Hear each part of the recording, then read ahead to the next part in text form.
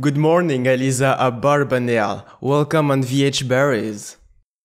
Hi, thank you for having me. You are one of the most influential writer and editor of this century. How are you doing these days? I've never been called that before, so pretty good. Thank you for that introduction. When I tried to understand your secrets and your ideology, first and foremost, I observed that you are a writer who loves to help other writers. Yeah, I think you're referring to a writing resources doc that I compiled recently with all the advice that I have to give about freelance writing, which really came out of, I do a lot of phone conversations talking with other writers about pitching and kind of getting your foot in the door. And I felt it would be a lot easier for everyone if I wrote it all down. So that's what I did. Exactly, because I found that very interesting, because this is not something that we usually see.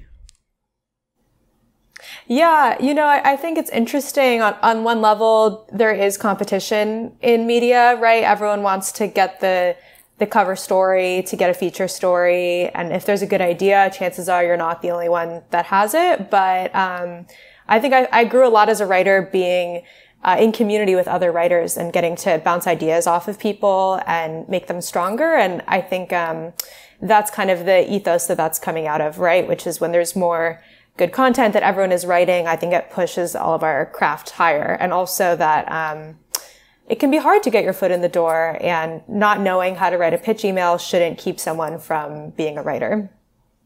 In conclusion, this is a document that you would love to have years back. Yeah, it's funny. I'm freelance right now. And I also was a freelance writer maybe 4 years ago when I first graduated college. And I was working at a coffee shop and, just kind of trying to get my work out however I could. So I think, after I was on staff at publications and I had the opportunity to grow my craft, and now that I'm freelancing the second time around, I definitely was thinking about what would Aliza 4 years ago have wanted to know, and how can I put that down into the document? But hopefully the thing that I really enjoyed is that with this Google Sheet format, you can always modify it in real time, so it always get updated. And Aliza Abarbanel, I would love to know a little bit more about your beginnings and your early life. Yeah. So I grew up in Los Angeles, California. I was on my high school newspaper. I always loved to read. Went to the midnight release of every Harry Potter book. And I think I was interested in writing and journalism mainly because I had a lot of questions, and I liked the opportunity to get to ask people, specifically artists and creative folks, about the work that they were doing. And I found out that, when you're a journalist and you're writing about somebody, you can ask basically any questions that you wanted. So I was on my high school newspaper. I went to journalism school at Northwestern in Chicago, and did a lot of freelancing and interning, transcribing, kind of all of those entry-level things in college when I was doing all those internships. And then, I wanted to move to New York. You don't have to be a writer in New York, but there are a lot of publications here, and I just loved the city. So I moved here post-grad after doing that freelancing barista-ing that I was mentioning earlier, and did some more internships, ended up going on staff at Bon Appetit. I started as an editorial assistant for Healthyish, which is one of their website verticals that focuses on health and wellness through the lens of food. I ended up working my way up to be running the vertical. So I was there for 3.5 years, and then I left to be freelance full-time at the end of January of this year. Yeah, I think something that's interesting about my path is that I have carved out a niche in the food and sustainability space. But when I first wanted to be a writer, I wanted to be a music writer. And then that kind of changed over time.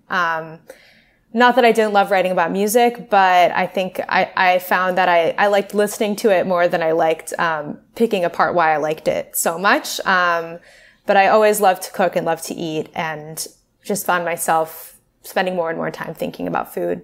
But the common point between a great song and a great cake is that you need to have a great recipe.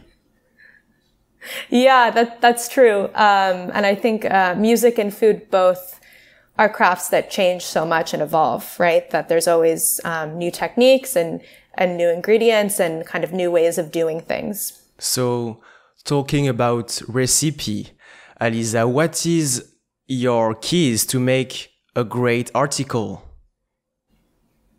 You know, I'm working on a draft right now, and I think I'm wondering that myself a little bit. I definitely have a process, but I think I'm always trying to change it and make it differently. I think it starts with a good story idea, right? And for me, that often comes from conversations that I'm having with my friends, with my family who love food about, you know, maybe it's a recipe technique that they're really into right now, or it's a common problem that they're having, or it's a trend that they're noticing. And I think kind of being aware of the way that I want to eat and the questions that I have about food. And luckily, I live in Brooklyn, which has so many different cuisines and cultures of food to be inspired by.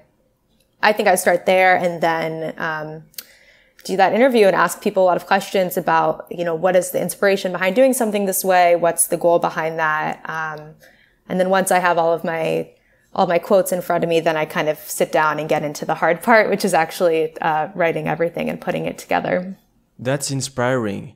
And I also believe that one of the important key for every writer is to get in the state of the flow to because sometimes when you are in front of your documents or a blank paper, you need to wait an hour or half an hour to get the inspiration. So it's very important to stay very focused and to cut off all the distractions.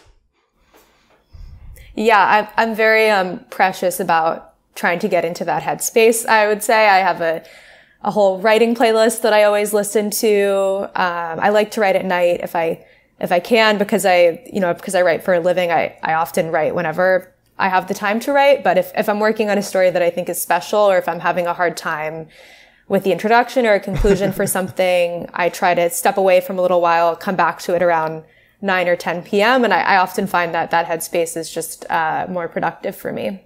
By the way, you have one of these huge headphones. Yeah, these are my headphones when I'm listening to techno music and trying to get that article in a good place. Techno music. I would say that you were listening to like something like lo-fi, some music like this. No, I listen to electronic music, house and techno music when I'm writing often, because it has a really steady beat and the lyrics are pretty unobtrusive. So I'm not hearing other words in my head and kind of having those be subconsciously implanted into my articles, or maybe they are and I'm just not noticing. And at the end of each article, how do you manage the sense of reward? Because this is satisfying to start something, end something. It's like a chapter that you are closing every time. Yeah, that's a good question. I always read my drafts out loud before I file them to my editor because, I think I think a lot of writers like to read their words out loud. I think it sounds rewarding, but also it's much easier to catch, strange phrases or things that are grammatically incorrect when you're actually saying them, right? I'll be like, oh, I would never actually say that in real life. So I don't want to write that way either.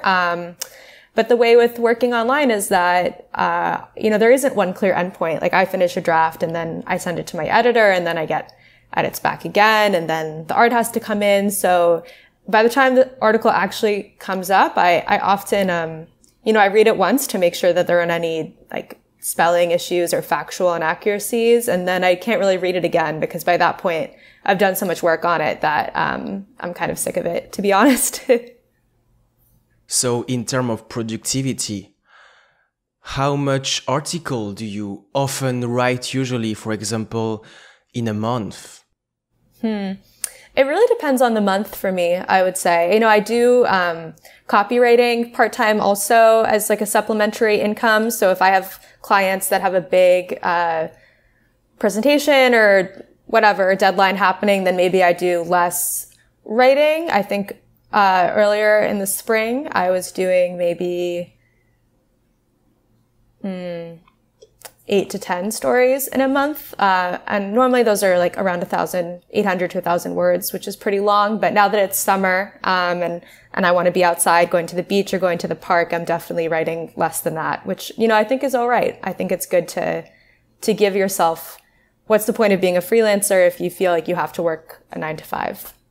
Aliza Abarbanel, on the first hand, you have this type of articles that you just mentioned, in which you have some deadlines, a lot of redirection from your directors and stuff like this. And on the other side, you have your total freedom with your own newspaper, your own newsletter, called Amateur Hours. Yeah, you know, maybe I should try to make it into a newspaper. I feel like that would be a fun thing to do. But that's a newsletter that I started, I think, in March of this year, about hobbies, right? And the idea that especially in lockdown, a lot of folks had a lot of free time. I definitely had a lot of free time that I was trying to fill up. And I thought it would be a great excuse to talk to different people about their hobbies and have little ideas for ways that people can try them out and maybe find a new thing to be doing with their time. You know what? If you decide in the future to make it a newspaper, it will be the best mistake I've made. I'll send you a copy. And I recognize this type of freedom because of one thing, the memes that you are including in every articles, almost. Yeah, you know, I think it's called Amateur Hours because I didn't want to only be interviewing people that do things professionally, right? I think that I definitely see in myself this urge that, you know, everything needs to be monetized or have some kind of you know, like a hustle culture element of having something be a professional part of your brand. And really, I think everyone should be doing more things just because they enjoy them and not necessarily because it seems like a thing to do for your resume. So part of interviewing people that are, you know, not professionals and just doing hobbies for fun is that you can be silly with the format and put in memes or tweets or photos of just things that maybe they don't have that gloss on them, but they feel, I think, true to your life and true to the way that you're doing something, which is for fun. Absolutely, because Aliza, from your experience in the past as an editor who has to manage some contents with audio, images, and video, you get this type of ideas from these past experiences, because what I see is more visual content than just text, like a traditional article. Yeah, I think part of that is a part of just being a millennial, somebody who grows up with social media. You know, I like to have images when I'm reading text. And also some of that comes from, I think, my childhood growing up. My parents both work in the visual arts. My dad's an artist. My mom does consulting for museums. And I think I grew up in a really aesthetically interested household. So I'm often thinking about, if I'm doing an article, like what's the visual component going to be? If I'm cooking a recipe, how am I going to make that look really delicious? I think I'm always thinking about the visuals, even though I spend most of my time on the words. At the beginning, I used the word ideology because with your first introduction article of your newsletter, you say that you want to replace TikTok or default neighborhood walks. Yeah, you know, I don't think I've actually replaced. My screen time would tell you that I still spend time on TikTok, but I think definitely when I launched the newsletter in March of 2020, especially where I live in New York at the time, there really were not a lot of options for things to be doing with your free time. And I was feeling really frustrated with, I would take my 5 p.m. walk with my partner every day, or like half an hour loop around the neighborhood. And then I would go home and be streaming things. And, I felt like there are so many other hobbies that I think people are doing, but I didn't know how I wanted to pick them up or the best way to start with them. So I think that was the headspace that I was in when I wrote that. Not quite a manifesto, but, maybe a little close. I think I was in a pretty dramatic headspace at the time. Because at the end, I believe that it's a great idea to replace TikTok, but not really the neighborhood wall, because this newsletter has 2 releases per month. So it would be better to have some walks on the side. Yeah, I could never replace my neighborhood walk. I still am doing that half an hour loop every day. But the most recent newsletter that I did was about bird watching. I interviewed a friend of mine who picked up bird watching at the beginning of the pandemic and has been biking all around New York, going to Central Park, going to Greenwood Cemetery to look for birds. And after talking to him, when I was doing my neighborhood walks, I spent all my time staring up in the trees, looking to see if I could spot any of the blue jays or the thrushes that he was talking about. I think I need to get binoculars to actually see them, but I did do this walk with new eyes, which was, I think, a really big privilege because I had been doing that walk for, a year and a half now and never looking for birds before.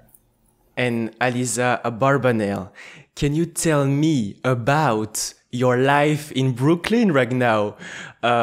This is August, but I saw that yesterday the city got some rain. Oh my God. I have seen rain like that, but it's been a long time. I luckily had just sat down outside, but underneath an awning with a friend to catch up. And then it was just pouring rain. Everyone was running for cover, which was unexpected for sure. I did not have an umbrella, but, it's been a really unexpected past couple of years. So rain like that's going to happen. Oh, I was just going to say, like, what do you want to know about Brooklyn right now? I can give you a scene report on the ground.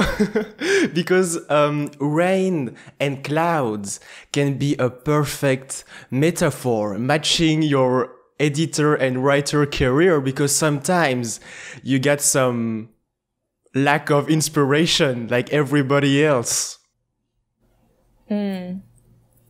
Yeah, I think I feel that way a lot. I think being able to go walk around and step away from your screen, oftentimes I come up with better ideas if I'm working on something that way, or also I can, encounter something that gets me thinking about it in a new way. Like I was a couple months ago walking around and I saw people that had the most opulent, decked out picnic setups that I'd ever seen. They had like mini tables in the park and little fake candles. And I just thought that was such a fun idea to be making your picnic into a really like extra special activity. And that ended up being something that I wrote about for my newsletter, but also for some other publications that I write for. I think the big benefit of living in a city like New York is that there's so much people watching to do, and that can be a big source of inspiration.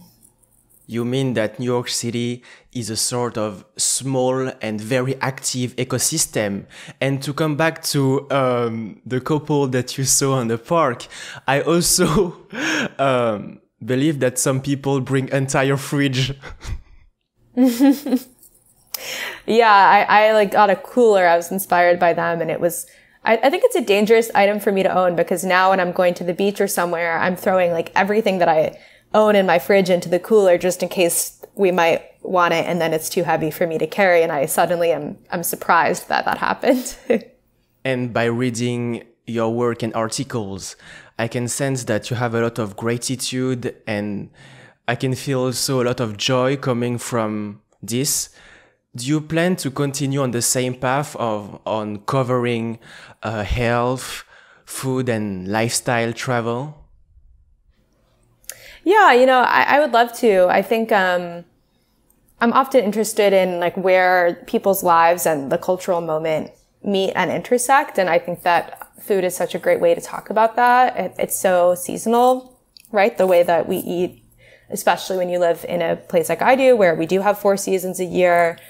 The produce that you're getting locally, the things that you're craving when it's winter and it's 15 degrees outside versus, right now it's about to be 95 degrees on our August day. So the only thing that I want to eat is ice cream. I think that, the way that the world around us impacts our lives gives us a lot of things, to think about and for me to write about. But I also am interested in kind of looking beyond that more broadly and thinking about what other kind of stories are out there. I often think about sustainability and how that impacts food writing and health writing and lifestyle. And I think that will only be a bigger area of focus for me in the future because unfortunately that's going to be a bigger area of focus for all of us. Maybe you are going to start a YouTube channel or a podcast. We don't know. This is the first podcast I've ever done, so I think we'll have to see how it goes. Oh, really? Okay. And yeah, you're making me feel at home now. Oh, I just forgot about it. You have to convert this newsletter into a newspaper. Yeah. I have to talk to you about what it's like to interview so many different people for a podcast. I'm sure you have a lot of good advice there.